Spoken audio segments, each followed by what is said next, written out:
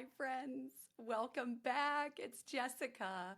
I'm so eager to share with you just a topic that has meant so much to me lately, and I've been exploring. It's close to my heart. And this is the idea of the brave journey within discovering the power of embodied shalom. This notion, deeply rooted in ancient tradition, holds the profound significance of what it means to live peace, to permeate peace in our contemporary life, offering us a pathway to holistic healing and just well-being and beauty and all the things. So if you're like me, I heard this term and I was like, I love it, but let me make sure I understand it. When we talk about embodied shalom, we understand that shalom is the Hebrew word encapsulating this idea of peace. And so when we think about that, it's not just the absence of conflict, right? It's the peace that permeates every aspect of our being, from our inner emotions to our relationships to our outlook on the world. And that comes from this idea of being yoked, being one, being with divine presence. And so this embodied shalom is about living, being, feeling. It's that mind, body, soul strength, right? This profound peace in every aspect of our lives, from our actions, our emotions, our thoughts, our physical sensations. It's about acknowledging that our bodies are not just biological entities or a brain on a stick, but sacred vessels of experience and connection. And so I want to also explore today how this intersects with courage, which is at the heart of our podcast, right? Living embodied or living in an embodied state of shalom is, I believe, an act of immense courage. It takes courage to live present to it all, in peace with it all, despite our fragmented, disconnected, disjointed, chaotic world. And we know that things are going to come at us and we're going to have all the feelings, right? It's not about shutting the feelings down. It's about living embodied and knowing that we can turn to divine presence, that whole presence, that holistic peace, which is undeniably brave, even in the midst of the hardest of circumstances, and to stand apologetically in the truth, even when the tide is against us. I just find this so inviting and so hopeful. I think it is so much of what we talk about in the psychology of hope. And positive psychology is that things can happen to us, and yet we can stand firm in the divine knowledge that this is temporary, that deep within our souls and our beings is this divine design, embodied presence. And so I want to think about how these two concepts relate. I just kind of did, but I think there is a real desire for all of us, for so many of us, as we face external challenges, as we stand up to adversity, as we experience trauma, as we, experience the world around us, as we, look at our fear in the face, we have a real choice. And in the choice is the choice to choose, to stay with the feeling, to stay with all of it, to embody that peace that you know you will get through this, that you know that this is here now for a moment. And this really, I have to say, this isn't a fleeting moment of calm or serenity or even courage, but a profound rooted sense of what this means in our lives, of balance, of intertwining the physical and the metaphysical, our emotional and spiritual selves. And here's the deal. We know there's such a challenge in this, right? Because living in this world, we will never release our emotions. We shouldn't, right? We should never get rid of that internal alarm system that signals us to danger. We won't be without struggles. And I believe that the courage is in acknowledging them, in feeling them, in embracing them. Whether that's our emotions or inner demons, I've never said that. That felt, but it was the only thing I could think of. Or maybe it's questioning our unconscious bias or those belief systems that are so rooted deep within us, and inviting in this experience. It's about living and recognizing in the chaos, we have a choice.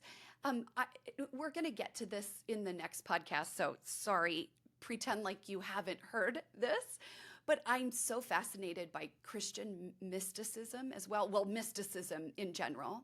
And we know that this also has deep resonance in our search for wholeness, in the sacredness of the body, and the deep inner peace, and the journey in living authentically, in healing and restoration. So we're going to really get into that. But embodied shalom, if we think about it, seeks the healings of wounds and restoration to a state of wholeness. And we do that through God's love in mysticism. And that we are not here on earth, we are spiritual beings in a state here on earth. We seek healing and renewal. When we're living embodied, we're living authentically, and we all value that journey inward. Well, value, we know the importance of that. And I also want to talk a bit about physical courage and shalom. Because this embodiment involves our physical bodies. We are in our bodies. And I want you to think about what that might look like for you. It might be yoga. It might be dance. It might be, how do you feel your bodies? How are you present to your body? And how do you express that sense of inner peace, even when your brain's going crazy, even when your body doesn't feel right? The courage here is to reconnect, right? I always say to catch yourself on the bounce, to reconnect with our bodies, especially in a society that fosters, encourages, only supports disconnection. And I love this idea of spiritual courage. Is that an idea? Did I just make that up? I'm not really sure. But it's about navigating our depths. And when I was finishing up undergrad, I wanted to study depth psychology, a Jungian exploration into the depths of our inner being. But more importantly, I'm just fascinated by our shadow selves. You've heard me talk about this before. But the journey of finding embodied shalom requires us to dive deep into our spiritual selves, our beliefs, our values, what it looks like to confront our doubts, to be honest about our doubts, to embrace our faith, to be honest about God, to connect with something greater. And that you might not call it God or Jesus, or it might be for you a higher power, but it is about discovery. The spiritual realm demands its own form of courage. Our spiritual selves demand that. One that pushes us to ask big and deep and meaningful questions and to seek profound answers. Oh, I just love this, to talk about this. And then we also know that there is such transformation or transformative power, I should say, in this intention. We know that intention is powerful. And perhaps you set an intention for your day or your meditation practice or your yoga practice. When we make an intention to live in shalom, embodied shalom, or to even explore that, because let's be honest, I'm constantly drawn out. I'm angry, right? I'm fearful. But my choice on the other side of that is to say, dear God, what do you want? What is my option in this? What do I want? What do I need? What do I ask for? That takes courage. So when we are setting our intention, that's real courage. It's a daily commitment. That's one of the 4 pillars of the cycle of courage. When we prioritize inner peace despite what is happening, when we prioritize the peace in our bodies, even when there is turmoil and strife, every time we choose peace, we are choosing a different script. We are choosing to fortify our sanctuary within us. And I believe this encourages or empowers, creates a ripple effect of embodied shalom. And it's beautiful. When we cultivate this inner sanctuary, it changes us and it changes others. It changes our families. It changes the people we're close to. It changes our friends. It doesn't just benefit us. I don't know if I would call it tranquility. The peace radiates, touching the lives of those around us. I think so much about you. You might have seen this in my Instagram stories. I love people. I love to hear their stories. I love to connect with them. And I'm really great at being present to them when I'm with them. And then, I as my dear friend once said, I'm really great when I'm with you. And then I sometimes forget, or I'm not good at reconnecting, right? But I had this delightful experience of recognizing what it's like to radiate embodied shalom. It had been 2 years post-COVID, and I was on the intercom at the Starbucks. And I hadn't been there in a while because it's farther from my house. It was near where I was working at the time, or doing a lot of work at the Starbucks. And I heard this voice and is like, is that the redhead that radiates positivity? It was so cute. And I was like, yeah, it is. Or there's another one. I hope there's many in this world. But people need that. They remember that. I remember it when people radiate that. So how do we incorporate this into our daily rhythm, our daily lives? I have some options for you, but I want you to explore, and I'm revealing the challenge so you can think about it. But those of you that love the weekly challenges, and I so appreciate you guys when you reach out to me and tell me about what you're doing with the challenge. It means so much. So thank you. Continue to do that. But choose maybe one of these, or try all of them. I'm going to try all of them. I don't know. Let's be honest, I'm kind of coming up with them on the fly. So we'll see if there's 7 of them, but we're going to figure out and just choose what it's going to be like. So I love mindfulness practices. So choose a mindfulness practice.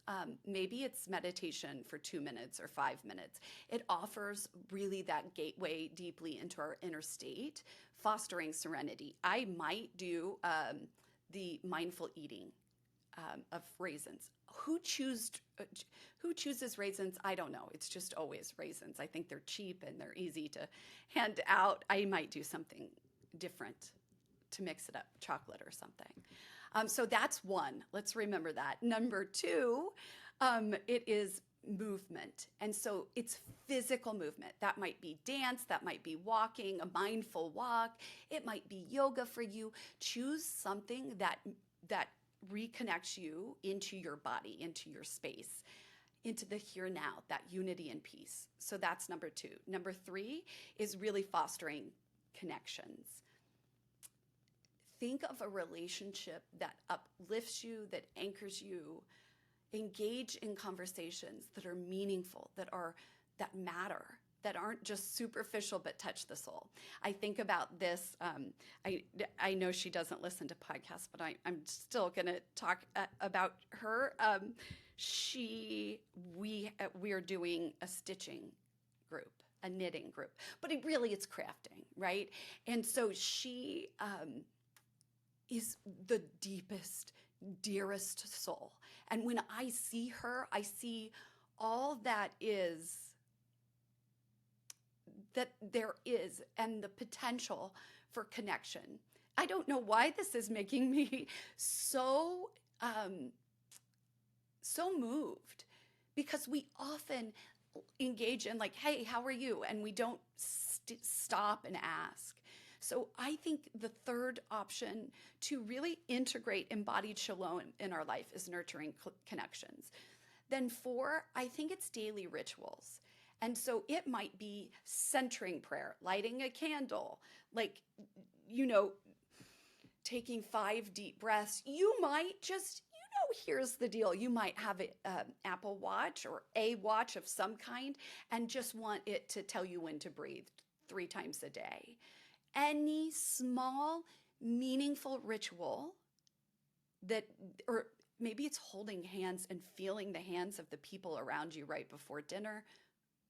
If it's people you know and you've washed your hand, I don't know. But like a prayer, like my morning always starts with a prayer or taking intentional breaths. So was that 4: meditation, mindfulness, physical movement, nurturing connections, daily rituals, 4 options. But here's the deal. You might come up with others. So tell me what it's like. Tell me what you're doing. Maybe it's 10 minutes a day. Maybe it's 10 minutes once this week. Maybe I thought of another option. I'm sorry. 5, art of some kind. Feel it. Feel the song, the art, the beauty in knitting. I don't know. So that's 5. I just thought of that. You're welcome. But please, if you think of some, offer them to the community, to me. I'm so grateful. And so what we're going to do through these moments is celebrate our bodies, the peace that we feel in these small moments. Because here's the deal. We're not going to decide one day to be completely embodied of our shalom and notice the light within everybody and be completely at peace. We're going to choose the small moments. We're going to practice those. And that small moment will go for an hour, and that hour will go for 2 hours. And we're just going to start building the moments, and then we're going to catch ourselves on the bounce each time. And the more that we practice these integrations and these practices, the better we get at going back to that. And so as we wrap up today's conversation, I want to remind each of you that courage and embodied shalom are 2 sides of the same coin, really. While the journey within requires courage, it also offers the profound experience of embodied shalom, abiding peace. And my hope for each of you is that you find the courage to try the challenge, to live embodied, to decide that you want to change the script, to find the courage within, and let it guide you into your own state of embodied shalom. I think about sometimes the bravest journey is the one we take within. I've said this before. Towards the space of unity, of resilience, of grit, of peace, of embodied shalom. And so until next time, I love you all. Thank you so much. I hope you have a great and courageous week. May you live with courage and embrace the divine, the profound peace that comes and that awaits you.